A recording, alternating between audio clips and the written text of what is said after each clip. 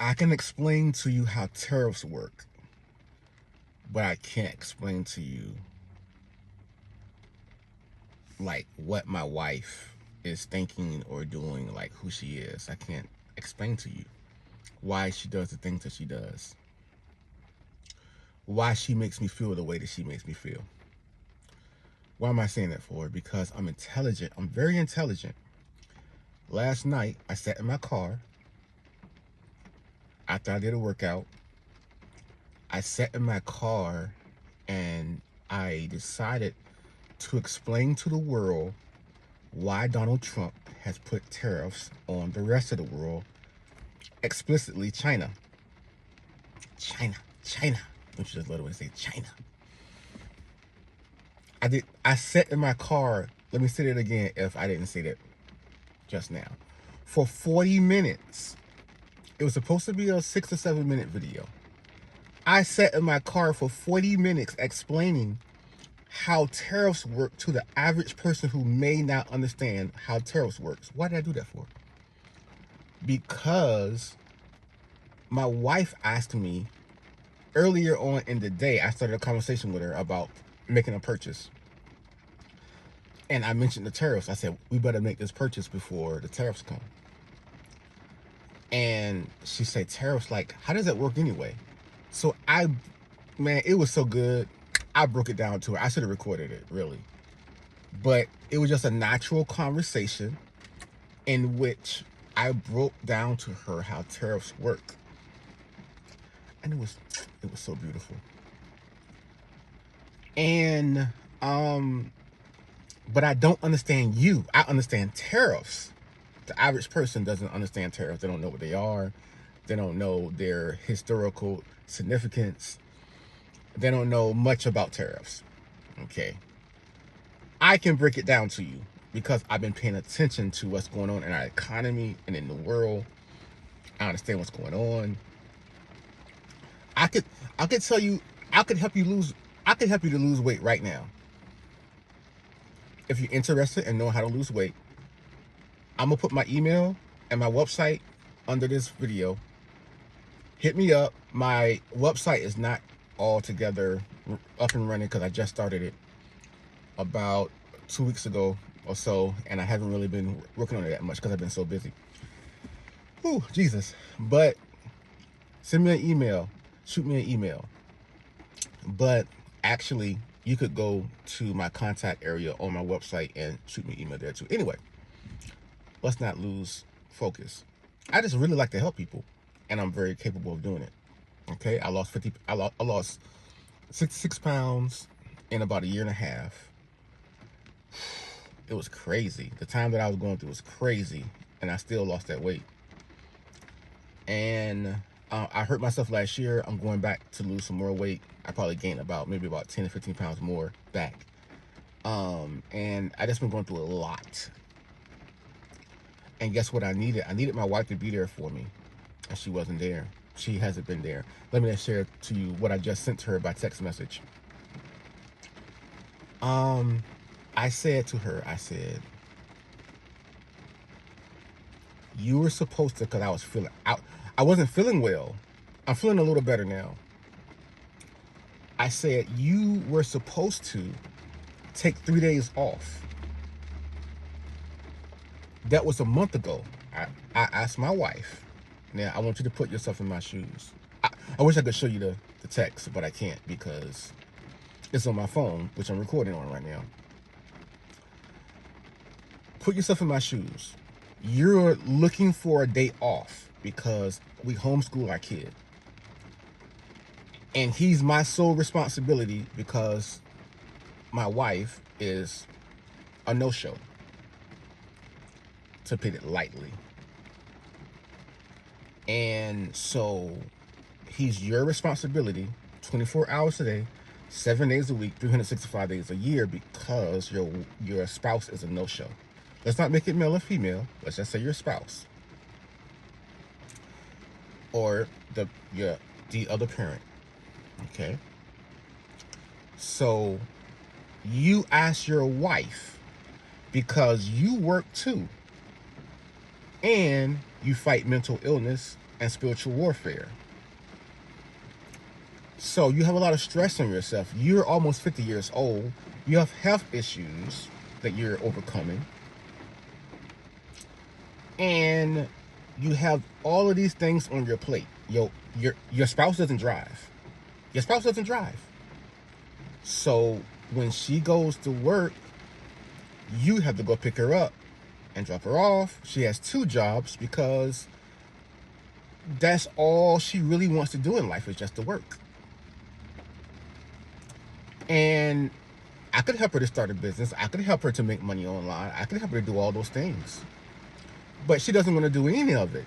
She doesn't listen to me almost at all. Okay? So basically, she has 2 jobs because that's all she wants to do is work. But she doesn't do a great job of that. Okay?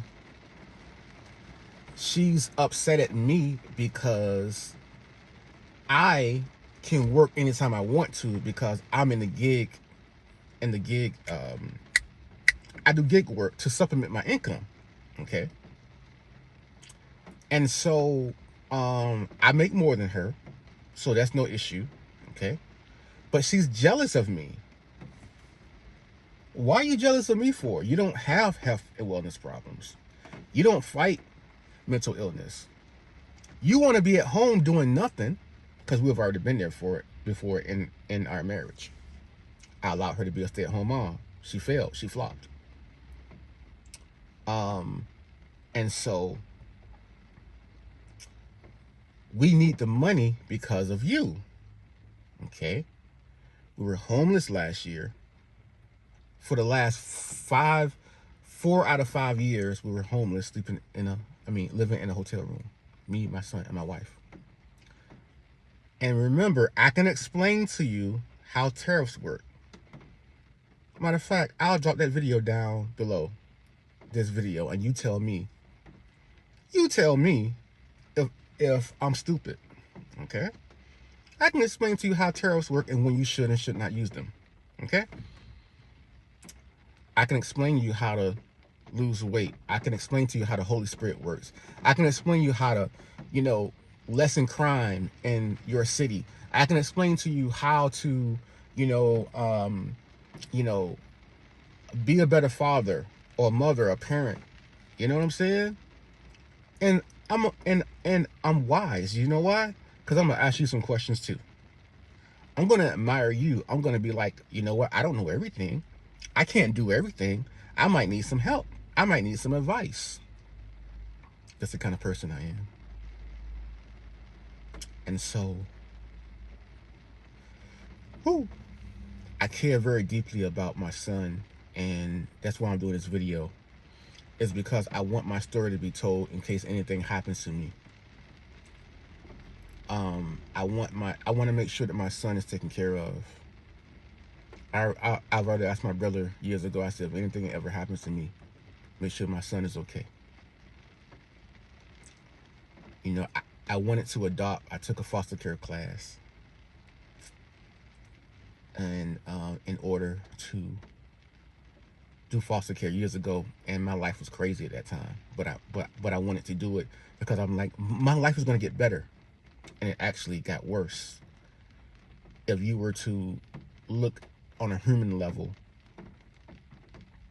it got worse. And even on a spiritual level, because God did not want me to go through that. He did not want my son to go through what we went through. And so the thing is, and because the homelessness came after that. So I'm trying so hard to make things right. And right now it's raining right now, which is apropos for everything that's going on in my life right now. So we finally got a place to live because of my friend. He helped us out. We moved in together. And it was supposed to be so much better. I moved back home to my home city. It was supposed to be so much better. And everything has been so tough because I hurt myself. I injured myself really, really bad. Worse than I've ever had in my life. So do you understand the trajectory of my life if I can't get things right? You see what I'm saying? Being a person who fights mental illness, your life expectancy is going to be very low. And so I needed a wife that actually cared. And my wife doesn't care. Let me share with you the rest of the text. So in the text I said to my wife, I sent her 3 texts. The first text I said, you were supposed to take 3 days off. So you got the backstory now. You were supposed to take 3 days off and you didn't do it. I could have used those 3 days. It could have really helped me to get a lot of things together. I fight diabetes. And so I need to go to the doctor. I couldn't go to the doctor because the VA screwed a lot of things up. And it's raining harder now. The VA screwed a lot of things up. So this is April, middle of April.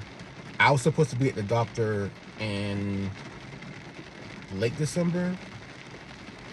At the very least in early January. I couldn't go because the VA screwed things up. Actually, you can say that the VA screwed things up from the start of when I got here in October of last year. Well, I need to go to the doctor. So I tell my wife, because I have a problem with organizing my thoughts. I just saw an article. It says that people with diabetes they have similar problems as people who have what is that thing? Alzheimer's. Okay. I can understand that. I can see that. I have those type of issues. With all that I deal with, I have those type of issues. I'm almost 50 years old. I'm not gonna tell you my exact age to protect my privacy. And why am I going through these things for when I'm trying my best, right? I have obstacles to overcome. You can't put everything on me, and unfortunately, our families, her family, my family, the church people, it's not enough love and care. If I see you going through the things that you're going through, I'm going to jump in and I'm going to help you. And so it's just very sad. And I just want to make sure that my son is okay. Did I already say that? Yeah, that's pretty much it. And I'm trying my best. I'm getting better at executing the things that I want to do for my son. And I'm very thankful that we're in a better place right now. But there's a lot of work to be done. I'm a parent. I'm a dad. And I'm a single parent. And that's really hard. So I asked my wife, I say, do you see how detailed I am? Do you think that I'm a bad communicator? By the end of this story, you're going to really understand. I tell my wife, I say, this is a month ago. I need you to take about 3 days off of work. Now, she don't want to work, but she won't listen to me and take those 3 days off of work. Why won't she do that? She has to get up early in the morning in order to go to work. She's jealous of me because I'm still sleeping in bed. Okay? I have an issue with my sleep. So, and sometimes I feel like she tries to wake me up in the morning. Man, you don't want these problems. Sometimes I feel like she tries to break my sleep. I'm telling you. She's trying to, man, I think she's trying to break my sleep. She wishes that she could sleep in the bed. Why don't you take the 3 days off? That was last month, my friends. I asked her, take 3 days off. She won't do it. She won't do it. I mentioned it to her last week. My son went to Williamsburg with my dad and my mom to spend some time with my sister-in-law and her kids. Had a great time. I said, you could have went too if you would have took those 3 days off, but you didn't. Am I a bad guy? Am I trying to stranglehold my wife or anything like that? No, I'm a great guy. I'm a godly man. And so she won't listen to me. So I could have perhaps went to an urgent care. I could have perhaps went to the ER. Instead, I'm at home. First of all, I have to make sure that she gets to work. And so a couple of those mornings, we didn't have money for her to lift. Because again, she doesn't drive, right? She could have drove our car. Nice car that I'm sitting in right now, okay?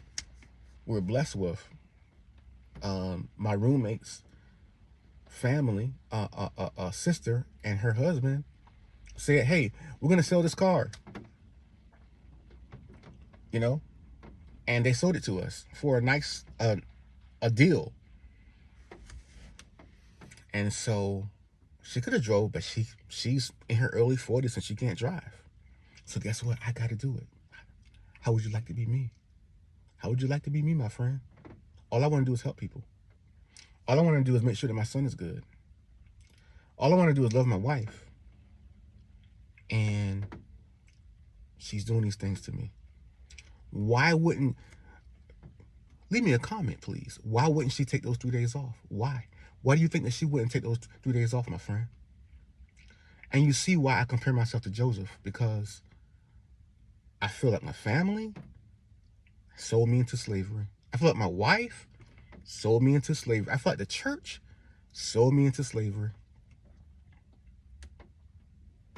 And every now and then, I'm going to be real and talk about these issues, because that's just the reason why I even created 757 Reach Dreams for.